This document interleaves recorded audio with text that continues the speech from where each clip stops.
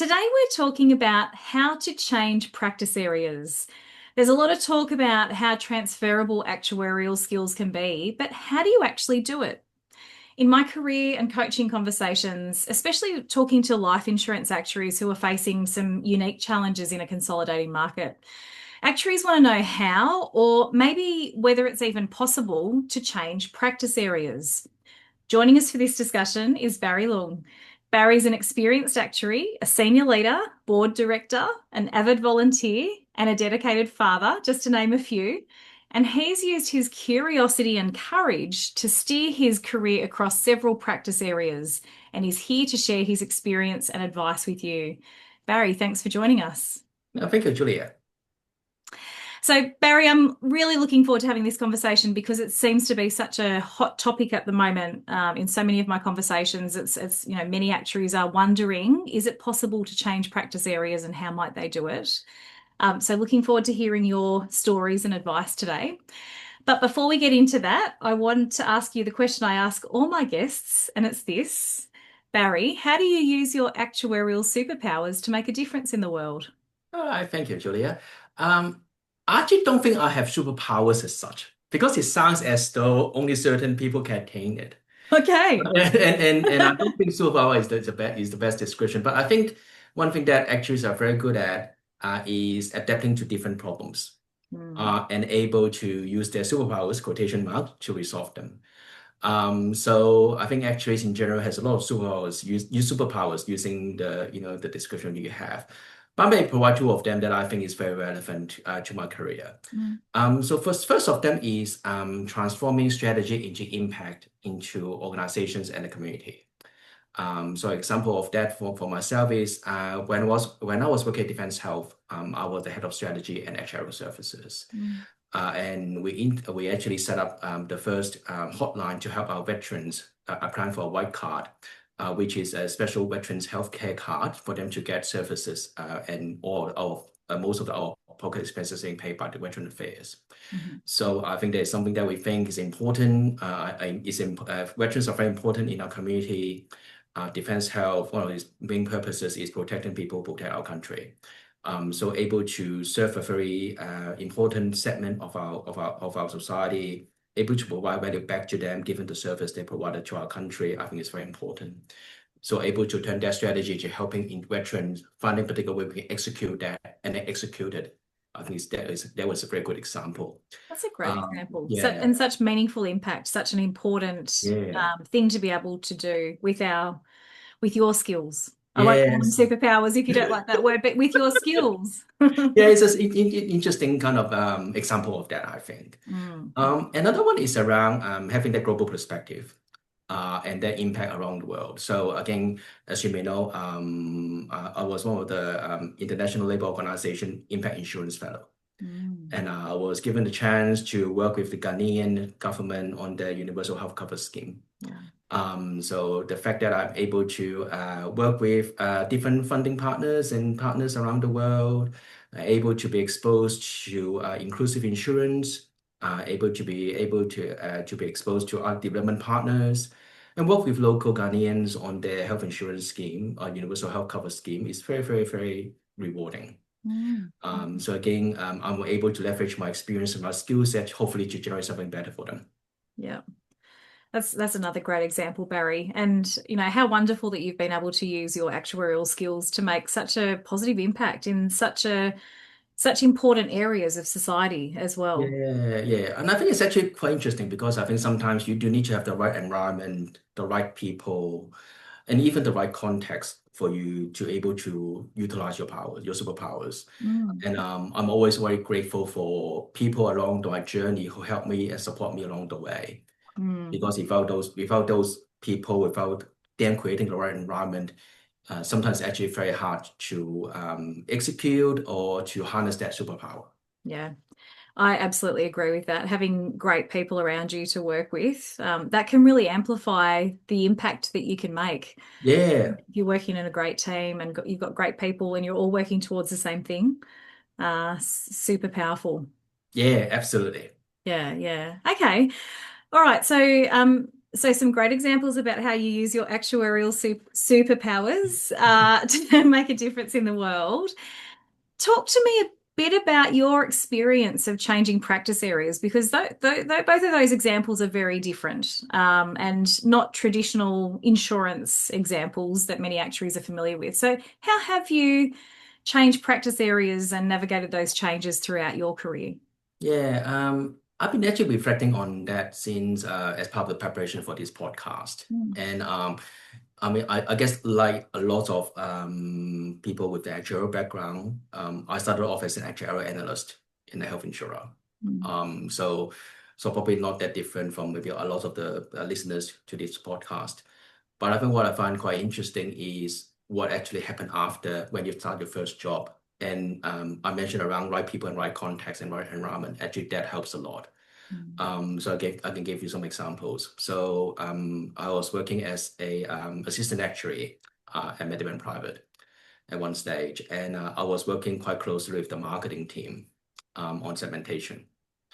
And then there's an opening of a research analysis manager in the marketing area. And they say, oh, Barry, given you've been working with us for a while on marketing stuff, are you interested in joining the marketing team? But I said, I have no experience in market research. I don't know what that means. I sort of know, but not really know. Yeah. But they said, well, we work quite well with you. You work quite well with us as well. Why don't you have a go at that? And then I started off with a 12 months secondment as a research analysis manager, and then I Wow. ultimately work in the marketing area for 3 years. Wow. I mean that's So. a really unique experience, Barry. I'm sure many actuaries have not worked in a marketing team before. Yeah, so I can give you very different kind of environment and different context and different ways of working, Mm, mm. because I'm the research analysis manager, I get to know focus groups, how they conducted, how do we Yeah. do member satisfaction, Yeah. all kind of stuff, Yeah. So areas that have some adjacency to analytics, but also a different way of looking at the problem, I guess. Yeah. Okay. So that's one example. Can I Another. can I ask you about that example? Sorry, I'm sure I know you've got lots of examples because you've made lots of changes. When when you were faced with that opportunity to take that role, um, and I'm just reflecting on some of the career conversations I have with other actuaries who will often say, "Oh no, that's not actuarial, that's not the path, so I won't take that opportunity. I need to, follow some sort of predetermined path for fear of something, and that something can vary." Were you concerned about taking a sort of a sidestep into marketing? Did you like what was going through your mind when you were making that decision about whether or not to take that unusual opportunity? What were the Yeah. pros and cons? I guess I was very lucky in the sense that I've been working with them for a while before they sort of like asked me to take on the role. So I know who I'm working with, and I do enjoy that relationship working with them, and hopefully they feel the same way. But also there's an element that I'm sort of familiar with given the work I've done with them so far. So for Hmm. example, there's still a lot of analysis stuff, not naturally actuarial as such, but we'll be looking at profitability by different segments or prioritizing segments for marketing purposes, for example. They are very, even though they may not be very technical actuarial subject matter, but still relevant to the training and the experience actuary should have. Mm, So mm. this is quite a safe area, I guess, for me to explore. Yep. But then what I but my own personality, I really like variety. Okay. So I really like that. So the fact that I've never done any market research and I heard about market research a lot Yeah. for this reason. So, oh, I never done market research. How would that actually pan out? Yeah. So, for example, if not have, and then which I was actually grateful for able to do that because, for example, if I had not done that job in Medibank as a research analysis manager, I wouldn't know how qualitative and quantitative research combine together. Mm, How does that work? How do researchers, market researchers, map profiles of individual consumers? hmm That's actually new knowledge, new experience, and give me that variety that I'm always longing for in my career. mm. So I think that level of curiosity really drives me, I guess, to get something like that. Yeah. So even though it wasn't maybe on a traditional path, there was a lot of familiarity around that. You knew the Mm. people in that team, you're part of the same organization. still using actuarial skills or data skills, but also learning some new things and exploring some new things and getting that variety, but also rounding out your understanding of how the business works. Yeah, absolutely, absolutely. And I think the fact that I got a chance to work with people who are not actuarial, I guess, is Mm. also sometimes helpful Mm. because marketing and finance people sort of like some people sort of portray them at like end of two different kind of spectrum, right? Sometimes, and it's actually very good to understand where they're coming from Mm. sometimes when we What look did at things. what did you learn from working with people, non-actuarial people, with marketing people? Yeah, so I think they naturally depend on which organization you work in. Naturally, they are always interested in meeting certain targets. Membership targets, sales targets, retention targets, right? Mm. But they're also very interested in. They're also very aware about the budget they can spend Mm. because marketing budget sometimes can be very constrained. Mm. So they're always looking for new ways to get better for value for money for their spend. Yeah. And again, from finance perspective, and one thing that financial people always ask for, give me some evidence about your return on investment. Yeah. Naturally, right? Yeah. So as part of my role there, for example, we started looking at lifetime value of customers as a way of measuring return rather than just, some other means of looking at the problem. So that also helped the marketing people to talk to the finance people as a result as part of my role. So that is actually very interesting to see. Okay, this is where the marketing people are coming from. This is where the finance people are coming from. How can I be the bridge between the two so that we can get a level of collaboration going, Mm. so that and build the trust, I guess, between the two areas. Mm. So you were that bridge between Yes. finance and marketing. Yeah, yeah. Being able to connect the two, connect the financial objectives with the investment and the people-centric in objectives as well. And how interesting to take that long-term view. I mean, that's actuarial, right? To take a Correct. member lifetime value rather than just a this quarter sales or something. Yeah, so that was actually very interesting, a lot of fun as well, working in the marketing department. Again, we stereotype things a lot. And we sort of like think of marketing people looks this way and finance people look this way. For example, actuaries look this way. But Mm. but even within marketing, you got a variety of different people working in marketing. The brand manager versus the campaign manager versus the retention manager, they have different focuses. Mm. And being able in that kind of research analysis well, again, I get exposed to I guess different means of marketing and where people are coming from and how the research analysis team can support them to fulfill their purposes. Mhm, mhm. So it sounds like you learned a lot from that secondment. Yeah. I always find it interesting to learn new things along the way, and that's probably Mhm. one of the key drivers of my career. I'm always very interested in learning new things. Yeah, okay, okay. Even if it's outside your comfort zone, or even out if it's outside what you might have expected was your next career step.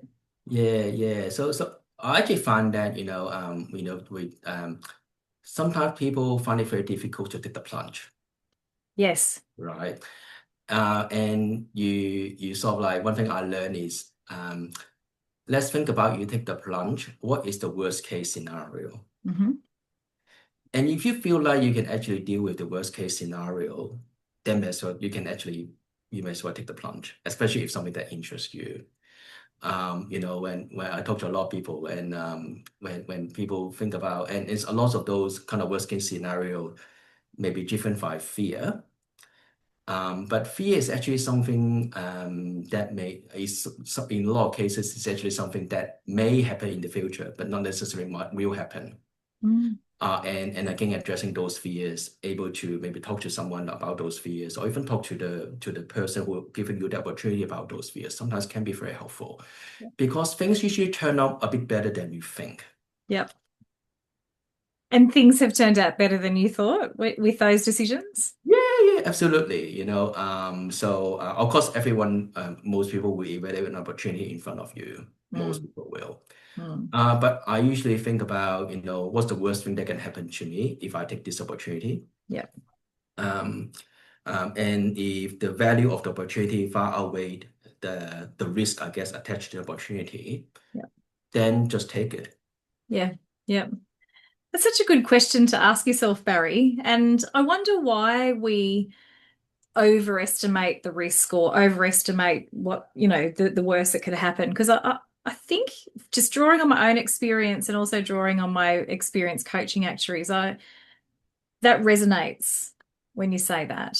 And even my own experience, I've just left sort of paid employment again or contract of paid employment to be self-employed again. And people often say to me, how do you cope with that? How do you manage being self-employed? And I think it's the same sort of thing. I mean, as actuaries, as trained actuaries, we've got lots of options. So it's never going to be as bad as you think. But why? I mean, do you think actuaries overestimate that, or do you think people in general just overestimate what the worst is that could happen? Um, Probably a couple of things. I think actuaries are always trying to look at downside risk. Yep. Probability of ruin, or what the worst case can happen, or stress testing, reverse stress testing. They all seems to me looking at downside. Yes.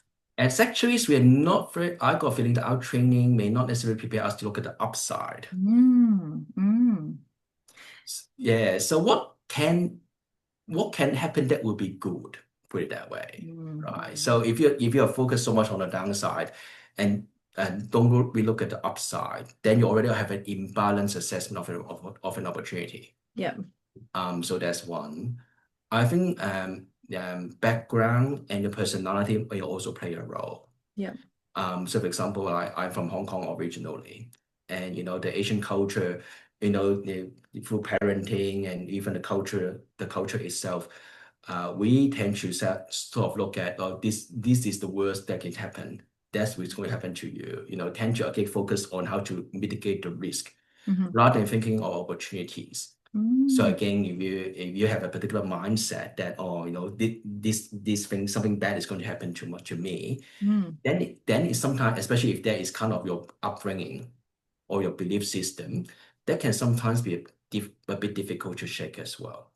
It really can be. And I guess if that belief system and upbringing is to be risk averse. And then we go on and do formal studies in managing risk and quantifying risk as actuarial studies. That probably just reinforces that even further. So by the time we're making decisions and risk assessments about our careers, often we've got that big backlog of bias in terms of how we think that might go. So yeah, that makes a lot of sense. Thank you. So, okay, so you took this secondment in the marketing team, market research team, and learnt a lot from that. And it sounds like the upside there far outweighed, what could go wrong by taking that leap. And you managed that risk as well by you knew the team and there was a level of familiarity in there as well. What other times have you made changes in practice areas and how did you navigate those? Yeah, probably a few. There's a fair few, but I'll give you another kind of not strange, but another example. Mhm. I was working in Defence Health, and our CEO is a retired Major General. And he probably joined after 3 years after I joined the organization. Mhm. And I said to him, I've been working in Defence Health for a few years now, but I do not really understand Defence Force. Could you help me? Hey. Okay. And then after a few months, after he joined, he said, "Well, I'm now able to secure a secondment for you to work in defense recruitment. Will you be interested in that? Recruitment. Will you be interested in doing that?" Okay. Wow. Okay. That is quite a change. Okay. So okay. So I said, "Oh, how could?" And I asked him what's it about, and it's not necessarily I'm doing the recruitment, but actually Mm, being embedded into the outsourced. So defense recruitment is outsourced to another private organization, okay. and he's able to arrange a secondment into that private organization and work as part of their strategy kind of team. Mm, So I said, well, how about I've now there's an opportunity like this that I can arrange for you. Will you be interested in doing something like that? wow. And then I said, well, I've never worked in recruitment. I don't really understand defense force that much. Yeah. But then it sounds very interesting because Mm, I never work in recruitment and I'm really not. I work in defense health and I know the numbers, but I never understand defense as such. mhm, And he explained to me that recruitment is a very important function of defense naturally because they mhm. need to keep on having a pipeline of young talent. going into the forces. Mm-hmm. So then, and it's a very safe place because I do trust him that he will not set me up for failure or anything like Yep. that, the Yep. CEO. So as a result, then I did that. Wow. And that came out of having that conversation with him and being curious and asking, and probably being vulnerable as well to say, Mm, I don't really understand that much about defense. Can you help, can you help me understand mm. that? And then that's led to this incredible opportunity to again do something very much outside the actuarial world.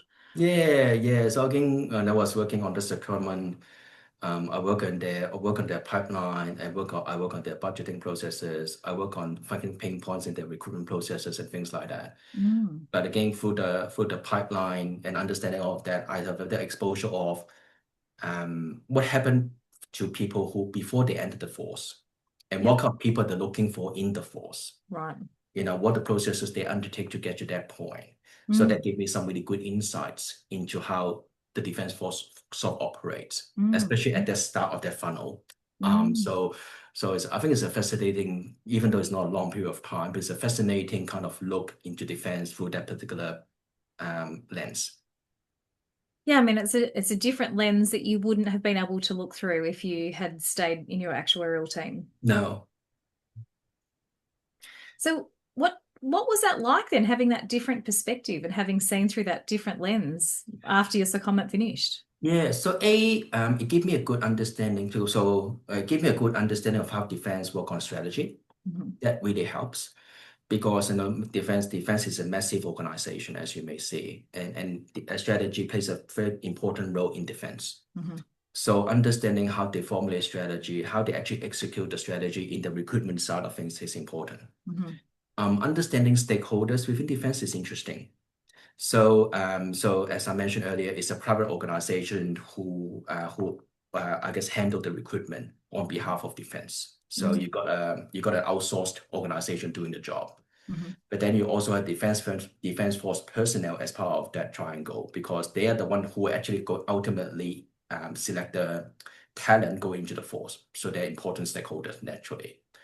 But you also have defense public servants because the public servants are the one who control the budget. Yeah. So you have this kind of really sometimes very complex stakeholder mapping. Mm. And understanding how stakeholder management work within the defense force is extremely important, Mm. given the complexity of the organization. Mm. So I learned a lot about stakeholder management through that particular secondment, how that works, who say what, who are the key decision makers, and things like that. So that really helps me in my career at Defense Health. Mm.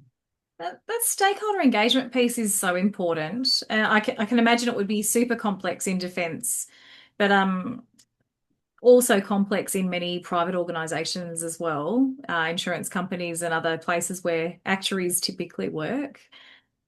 What what did you learn about stakeholder engagement or stakeholder management throughout that process that you found helpful insight as an actuary? How's that helped your career? Yeah.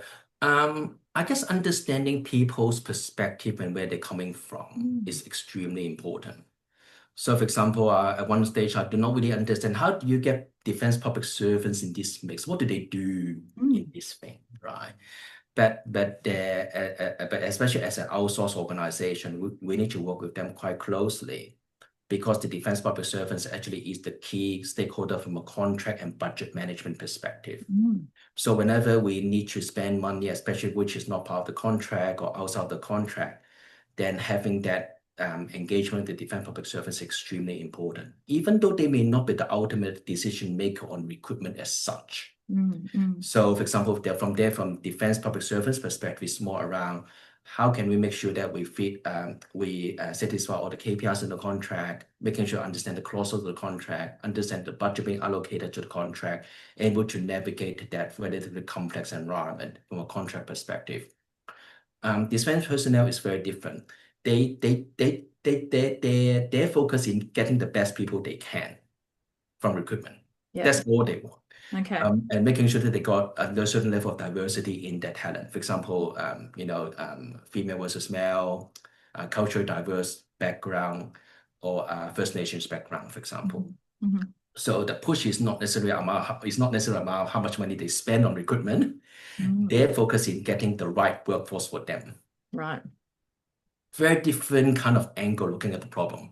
So yeah, so as an outsource provider, we need to make sure that we're able to manage, I guess, and synthesize and harmonize some of these very competing priorities. Mm. And I imagine having that perspective and that understanding just allows you to approach your actuarial work in a different way. When you know that context and, domain knowledge, as we talk about, it's not just the topic that we're doing our work within, it's the context that we operate within. And so understanding how that works, I guess having these secondments into different areas gives you a very good opportunity to understand that even better. Yeah, I would agree with that. I mean, like if I use that learning and apply in an actuarial example, say, so example, we're doing a piece of work on pricing. You already have different stakeholders from with different priorities from a pricing perspective. A marketing or sales department want to have conversion and retention. The CFO will probably want to make sure that we got sustainable level of profitability out of pricing. Mhm. Um, our risk people want to make sure that the operational risk associated with pricing is being managed appropriately. Mm. So I think one of the key things is understanding where people are coming from and what they want, what kind of outcomes they're seeking from a particular piece of work is extremely helpful for actuaries to understand. And Mhm. as a result, manage and balance the priorities from different stakeholders accordingly. Okay. So we've heard a little bit about some examples of how you've moved out of an actuarial team and the opportunities that have come up for you to take a secondment in marketing or in recruitment, which has given you the opportunity to build new skills Mm. and also to see the organization through a different lens. We've talked about how your those opportunities ticked boxes for you around variety and learning new things and trying out new things. And the way you've overcome that is to ask yourself, what's the worst that could happen, Mm. and to kind of actually do a risk assessment around that and realize that actually, the pros will outweigh the cons in taking that kind of different sort of pathway and that opportunity to do something different. Um, I want to finish the interview, Barry, with a question to wrap up and just thinking about our actuaries who are wanting to change practice areas or wondering if changing practice areas is possible. And I know you've given them some tangible examples and tangible tips today.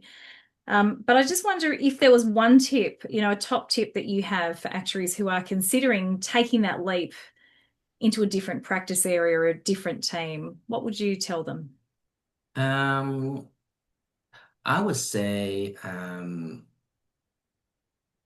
when an opportunity arrives, um, take the plunge, even though you may not know 100% of the role. Because I mean, with sometimes opportunities, sometimes you seek opportunity yourself, and sometimes opportunity actually comes to you. That happens to me a few times. Mm. But the key thing is when the opportunity arrives, then do you have the courage to take the plunge? Because I mean, you don't know what you don't know, right? So if you never take the plunge, you never know what's going to happen next. So what we talked about risk assessment a bit earlier. So of course, you're not going to take a plunge into something that is, something and the risk is too high, so high that you're not going to be able to bear it at the end of the day. But if you do feel like it's something, but if it is because I really don't know the role, I don't have the skill set, or I don't have the experience, to me, people will be usually you'll be pleasantly surprised how your experience and your skill set actually complement the opportunity that you may be presented to with. Because I can tell you right now, I think the actuarial skill set is extremely transferable to different circumstances. So even though it may be something that you may not be familiar with or subject matter or topic, you'll be pleasantly surprised that your skill set will actually able to contribute to a better outcome. So have the courage and take the plunge, and you might find that you're pleasantly surprised that it's actually a fantastic experience. Barry, thank you so much for your time today. It's been really interesting hearing your real examples about how you've moved into different teams and the advice that you have for our other actuaries. So thank you. No, thank you, Julia, for the, thank you.